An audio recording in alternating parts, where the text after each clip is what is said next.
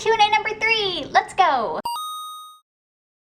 Question number 1. I'm confused about the concept of pegging. I understand that a person with a prostate will get pleasure from stimulation through the anus, but what does a person with a vagina get out of strapping on a dildo and thrusting? Is there any physical stimulation? In general, the pleasure that comes from wielding a strap-on is the same pleasure that can come from giving oral sex or a hand job or something. It's visual stimulation and the enjoyment of giving pleasure to a partner. But it can be physically stimulating. Depending on the type of harness and toy used, the straps or dildo base can put pressure on or rub up against the wearer's genitals, which some people enjoy, especially with vibrating dildos. Lots of harnesses have a pocket in the front which can fit a small vibrator to stimulate the wearer. There's strapless strap-ons like the Tantus Fieldos, which penetrate and vibrate both the receiver and the wearer. And then there's dildos like the Vixen Mustang Royale with a specialized base made specifically to stimulate the wearer when worn in a harness. So it's not always physically stimulating, but it can be. Question number 2. Do you have any tips for shaving pubic hair? Yes. Tip number 1, make sure if you shave it's because you want to and not out of some societal obligation. Tip number 2, trim the hair down there as short as you possibly can before you begin to keep the razor from catching or pulling on the hairs so that you can get a closer shave. Soak yourself in warm water for a bit and then take a clean, wet shower poof or loofah and gently exfoliate the pubic mound to remove any dead skin. Apply a mild, fragrance-free shaving cream to the hairy area, being careful if you have a vulva not to get it in or around the vagina itself. Then use a fresh, sharp razor to gently shave in the direction the hair is growing. Don't go against the grain and try to avoid going over the same area more than once to avoid razor burn or ingrown hairs. Rinse off, pat dry, and apply a basic fragrance-free lotion to moisturize or even aloe vera to soothe the skin. Try not to shave too often so that the area has time to recover. I wouldn't recommend doing it more than once a week at most. Question number 3. I've heard on birth control you can skip the placebo week so you don't have a period. Is this safe to do? Yep.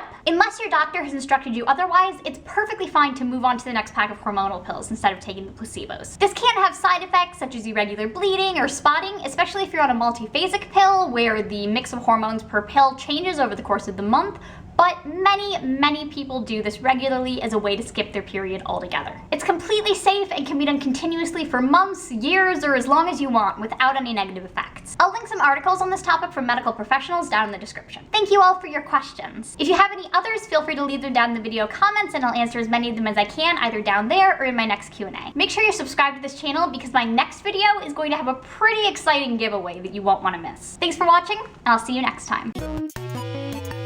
Just because I want you, it makes me feel warm, like I get this sunshine.